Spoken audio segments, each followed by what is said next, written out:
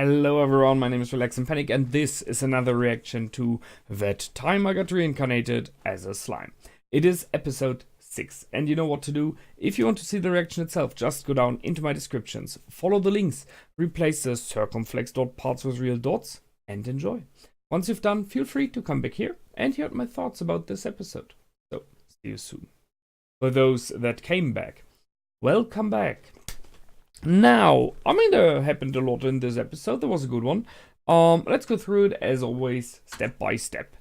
First things first, we met Master Fuse or Fuse or whatever you want to call him again. And someone of you mentioned that he, if I got that correct, the writer of this series kind of put himself in as this guild master.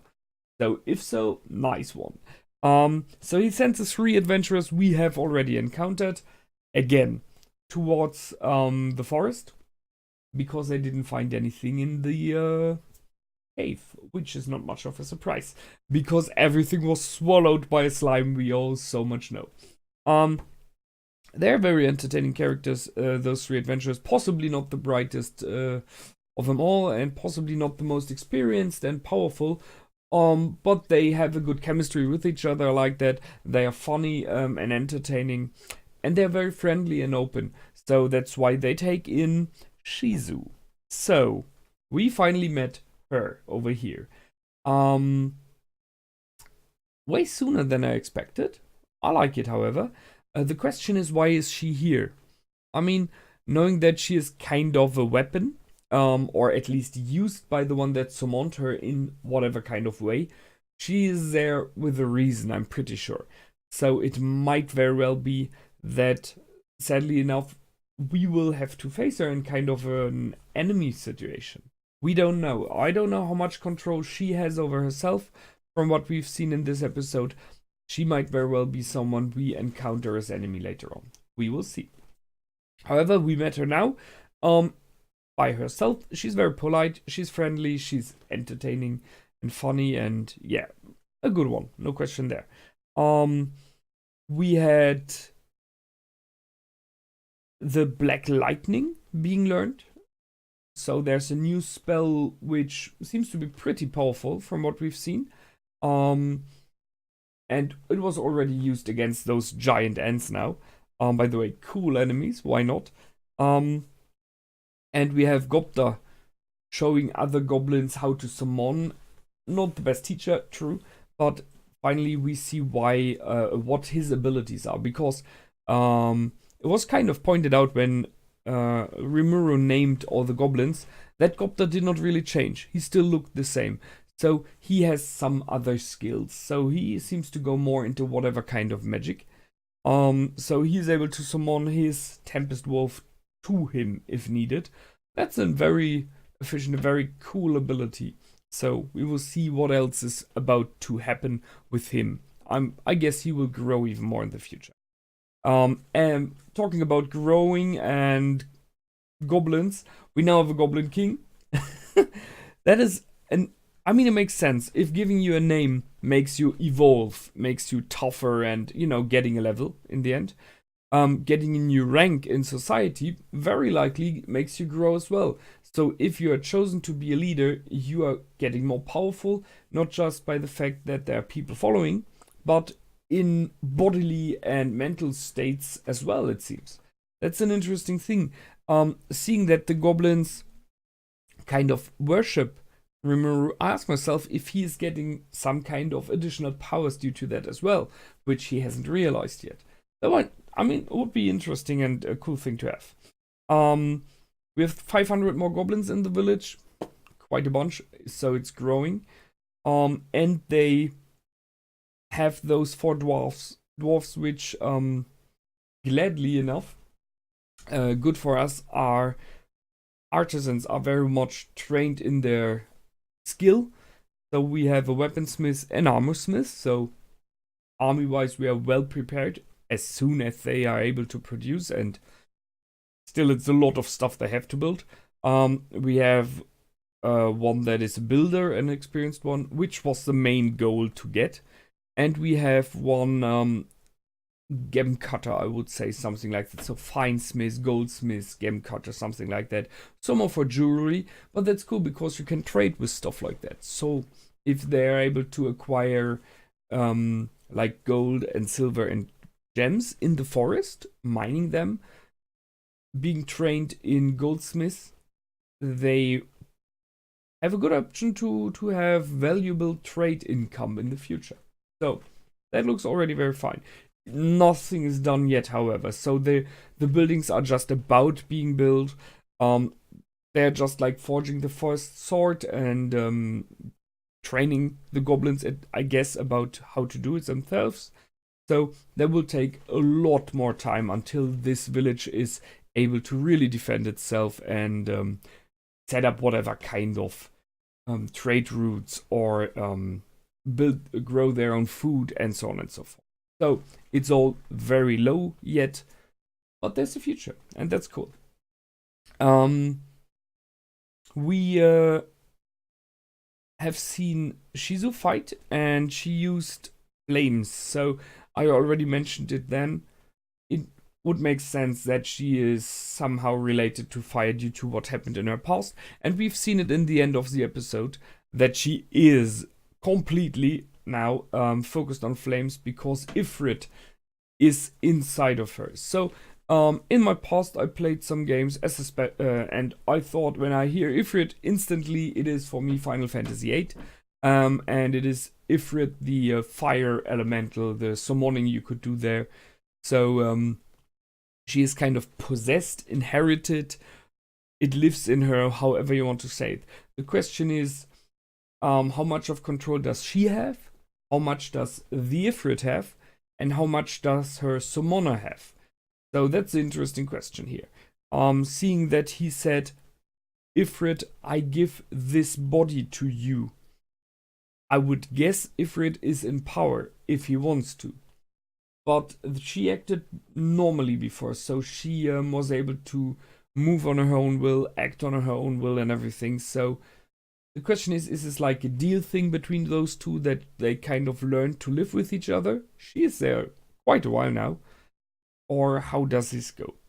I guess we will learn more about that.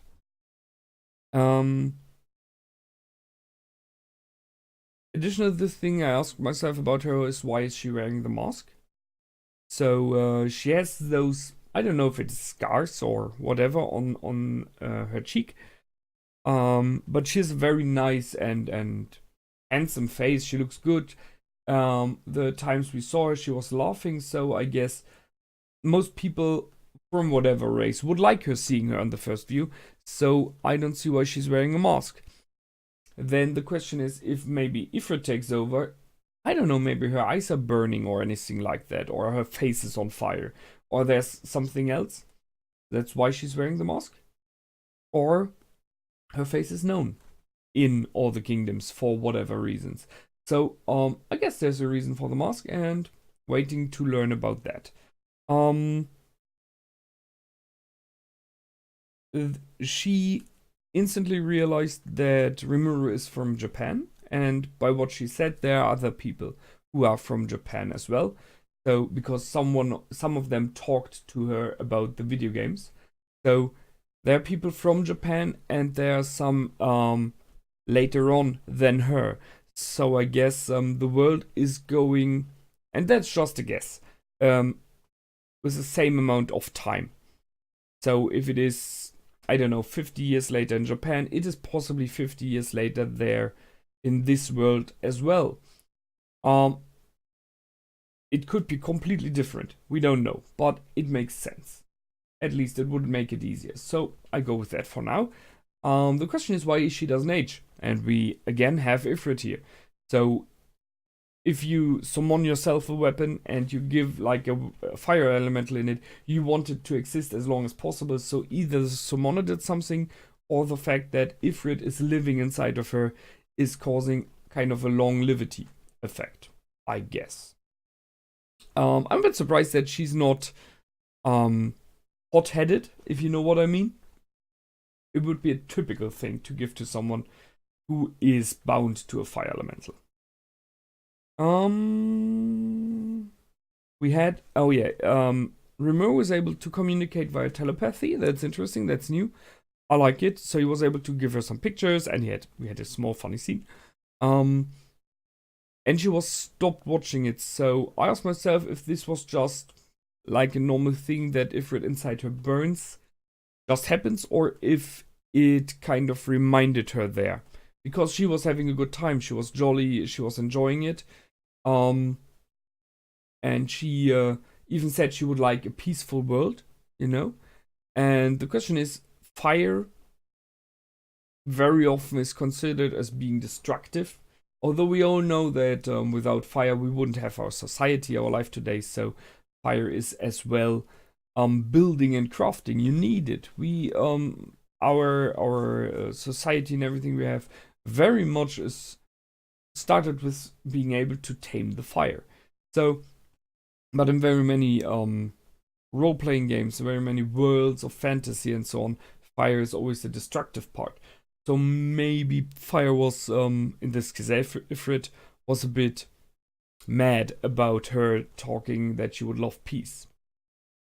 Just guessing. Or it just reminded, hey, you're still only my vessel. I'm the one in control. Many options there.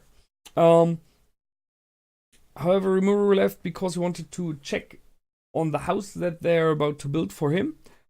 What kind of a house do you build for slime? I have no idea. And we then got the backshadowing her past. I asked myself if her mother is/was really dead. We didn't see anything like a burning body. There was not like directly something flaming falling down on her or anything like that. There was just a wall of fire in front of her.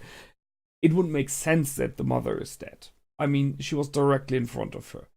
But there's still the option that somehow the mother was alive. The question is if they will bring her at all in the story. I mean, it would be an interesting turn of events if the mother would have stayed alive and, as example, would have been related to someone we'll meet later on, who was then brought to this world, or however found her own way into this world, or we don't know. However, she got taken from there. She was clearly not the first one. The mage that summoned her, and I remember you need 30 mages, and it looked like he did it himself. Just saying. Said another mistake, another failure. So he is searching for someone or something specific. He summons to get someone, I guess, or something specific from Japan, I guess, to his world. And the question is if he's still doing it, if he's still on it. So if what? I don't know. Instead he got her, and he would have ditched her, you know? But then, by the fact that she moved and talked to him, he realized that this girl is tougher than it looked on the first view. So he gave it to Ifrit. So yes, so we have like a dependency there from her to this summoner, I guess, and having like an elemental bound to you permanently is a good thing for the summoner, I guess. So the question I ask myself is, what is he trying to get the summoner? Did he already succeed? Will it be important in the future? I guess so. And seeing the outro, and we've seen it in the intros as well, many of the characters who were portrayed there were standing in ruins of a burned village. And I'm not sure, it might be the same village for all of them, or it might be multiple villages. And fire, as we know now, is very close connected to her. So the question is, and I see this just an option, that she is whysoever being sent around to destroy and burn down villages. Just an option. Which would mean that we will have her on the opposite side later on. Might be. Doesn't have to be. Just might be. But that's all speculation. Nothing else. So, good episode, as I said. A lot in. And I'm looking forward to the next one. So, that's it from me this time. My name is Relax and Panic. Goodbye. And out.